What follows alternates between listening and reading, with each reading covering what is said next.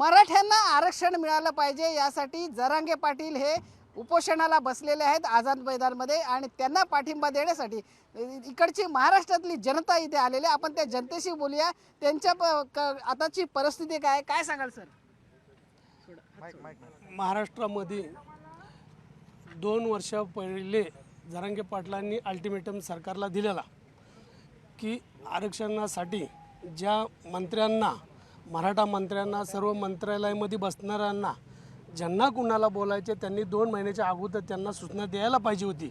आज बरोबर बोलतात, मराठा समाज आज संतप्त झालेला आहे। जसे बांधव बोलतात प्रत्येकजण की आंदोलन जरांगे साहेबांनी सकाळीच सांगितलेलं आहे। सकाळी 10 वाजता वाजून 10 मिनिटांनी सांगितले की आम्ही शांततेत आंदोलन करतोय आणि त्याचा निर्णय योग्य ते घेतला पाहिजे। कुणी घेतला पाहिजे नाव नाही, फक्त सरकारने त्याचं व्यवस्थित रीतसर मराठा आंदोलनाला दिशा दिली पाहिजे। चिघळवण्याचं काम नाही केलं पाहिजे आणि मराठ्यांना पूर्ण हे दिलं पाहिजे, काय आरक्षण दिलं पाहिजे। आरक्षण दिलं पाहिजे असं म्हणतात, तुम्ही काय सांगाल?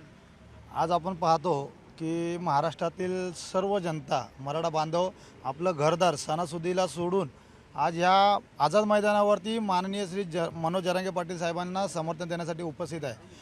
आज आपण जर एक मंत्री किंवा एखादा जर राजकीय नेता जर पाहिलात तर त्यांना प्रत्येकाला वाटतं की आपला मुलगा हा माझ्या मागचा वारसा असावा, त्यांनी कुठल्या तरी पक्षामध्ये त्यांनाही कुठल्या तरी आमदारकी असावी हे त्यांना वाटतं मंत्र्यांना। मग आज आम्हालाही वाटतं की आज आमच्याही मुलांनाही कुठेतरी शिक्षणामध्ये चांगल्या पद्धतीने स्थान, कुठेतरी चांगल्या पद्धतीने त्यांना नोकऱ्या असाव्यात आणि हे आरक्षण ही जी पद्धत ही जी आहे ती फार चुकीची आहे। आज त्याच्यामुळे हा महाराष्ट्र पूर्ण आज या आझाद मैदानावर उतरलेला आहे। तर ही बाब कुठेतरी बदलली गेली पाहिजे आणि शासनाने मराठा समाजाला गृहीत धरू नये। आज ही मुंबई ज्या पद्धतीने बंद झालेली आहे ह्याच्यापेक्षाही वाईट परिस्थिती मुंबईवरती येऊ शकते जर मराठा समाजाला आरक्षण मिळालं नाही तर। आरक्षण जर दिलं नाही तर याच्यापेक्षा गंभीर परिस्थिती होईल, तुम्ही काय सांगाल? तर आम्ही छत्रपती संभाजीनगर वायजापूरून आलेलो आहे।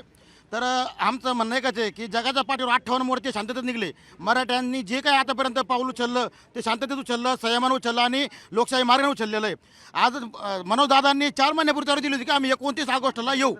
तर 29 ऑगस्टला 4 महिन्यापूर्वी घोषणा करूनही हे सरकार झोपलेलं होतं। मनोजदादांना ते हलक्यात घेतलं, मराठा हलक्यात घेतलं आणि काय बोलले की मनोज जरांगे म्हणजे मराठा नाही। अहो मनोजदादा मायनस केला तर मराठाच नाही आहे, आजची कंडिशन अशी झालेली आहे। तर मी सांगतो की अहो तुम्हाला जर कॅलेंडर कळत नाही, तुम्हाला घड्याळ कळत नाही, 4 महिन्याला 19 ऑक्टोबर येणार आहे, गणपतीचं पिरियड आहे, हे त्यांनी तुम्हाला वॉर्निंग दिलेली होती आणि रात्री 12 वाजता येऊन आंदोलन करायचं आहे का? अहो त्यांची ते आपण गावामध्ये गनिमत हवा आहे। कुठला तरी एखाद्या मोसमला आज आपण बघतो एस टी कामगारांनी आंदोलन केलं, कधी केलं? दीपावलीच्या वेळेस केलं, सणाच्या वेळेस करतात का करून?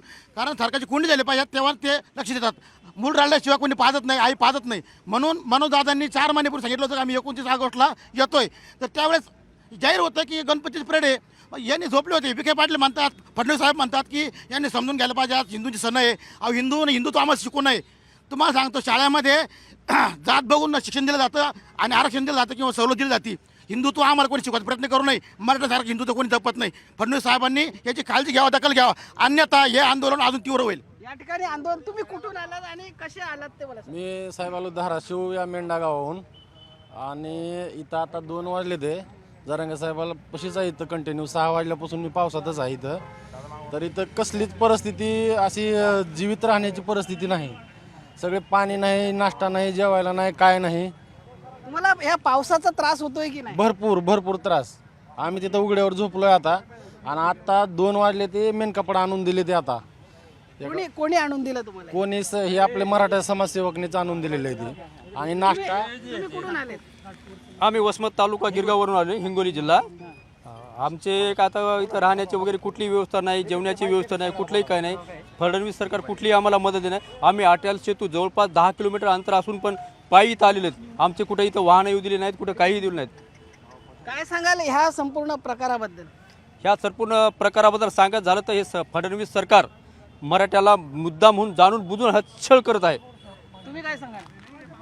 मी गेल्या 3 दिवसापासून इथं सेवा करतोय। मी आज रात्रीपासून रेनकोट वाटतोय सगळ्या पब्लिकमध्ये। ज्या पब्लिकला उद्या पावसाने तकलीफ नाही होणार याची दक्षता आम्ही आज सर्व मराठा समाज घेऊ लागलो आहे। त्यासाठी तात्काळ आम्हाला आमचं आरक्षणाचं सेवा सुद्धा काही लोक करतात, काय सांगाल तुम्ही? सेवाचं सगळे करतात आणि आज आम्हाला म्हणजे सकाळपासून तर एक सगळं बंद केलेलं होतं. एक तर जेवण नाही, हॉटेल बिटेल सगळं बंद केलेलं आहे आज आम्हाला जेवणाला आत्ता भेटलंय. कोणीतरी एक बांधव आहे पुण्यामधून तिने टिफिन डब्बा इथं पोहोचलाय आणि ते पोहोचून म्हणजे डाळ खिचडी सगळ्यांना भेटली. आत्ता ज्येष्ठ एक मराठा बांधव म्हणून कोणतरी आहे, सगळं बंद केलेलं आहे. घाटकोपरमधून एकाने कोणीतरी रेनकोट वाटलेलं आहे मराठा बंधूंनी आणि एवढी सेवा करतात मराठा बंधू. तुम्ही नेमकं कुठून आलात आणि कसे आलात? आम्ही बीड जिल्ह्यात गेवराईमधून आलेलो आहे. बीड जिल्हा जिथून हाक्याला हाकलून दिलं, हाक्याला जिथं ठोकलं तिथून आम्ही आलेलो. त्याच छत्रपती चौकामध्ये ठोकलं आणि त्याच छत्रपती चौकामध्ये त्याचा पुतळा जाळला आम्ही. तर हाक्याला एवढंच सांगणं आहे की हाक्या तू शांत राहा, कुत्रे भोकत असते भोकत दे, तू बीड जिल्ह्यामधला काहीच करू शकत नाही, तुला बीड जिल्ह्यामध्ये फिरवून देणार नाही आम्ही. असे बांडगोळ भरपूर आहेत. फक्त फडणवीस साहेबाला एकच सांगायचं की आम्हाला लवकरात लवकर इथून पाठवून द्या आणि आरक्षण द्या आम्हाला. या ठिकाणी आम्हाला आरक्षण द्या, त्याशिवाय आम्ही इथून हलणार नाही असा पवित्रा जो आहे मराठा बांधवांनी घेतलेला आहे. गणेश कदम सह विजय देसाई, न्यूज 18 लोकमत, मुंबई.